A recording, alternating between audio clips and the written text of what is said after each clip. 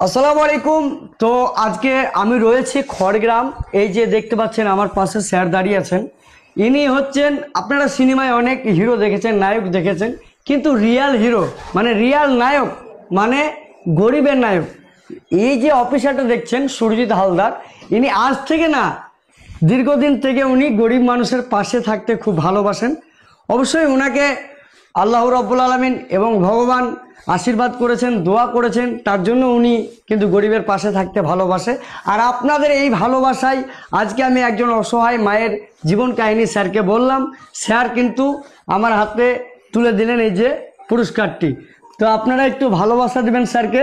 আর sir আপনি একটু কিছু বলুন। না, বলার কিছু নেই। ভিডিও বানাচ্ছে, যাই হোক। তো যেটুকু চেষ্টা করি আমরা, যেভাবে করে এসেছি, ওকে আমি দীর্ঘদিন ধরে চিনি। আমি বহরমপুর থানায় যখন ছিলাম তখন থেকে পরিচিত।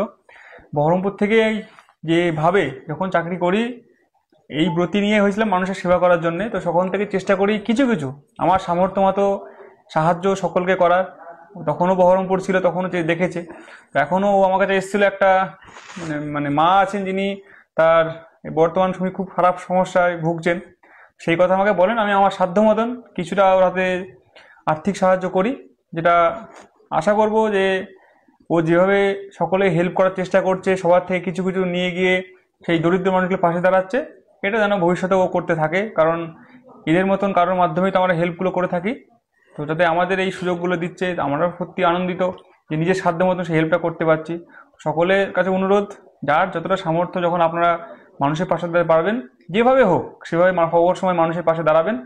এটাই আমাদের মানব সমাজের, মানব জীবনের ব্রত বলে আমরা মনে করি। সকল খুব ভালো থাকবেন। তো গাইস, ঠিক আছে, লাভ ইউ। ওটা কেটে দেবো।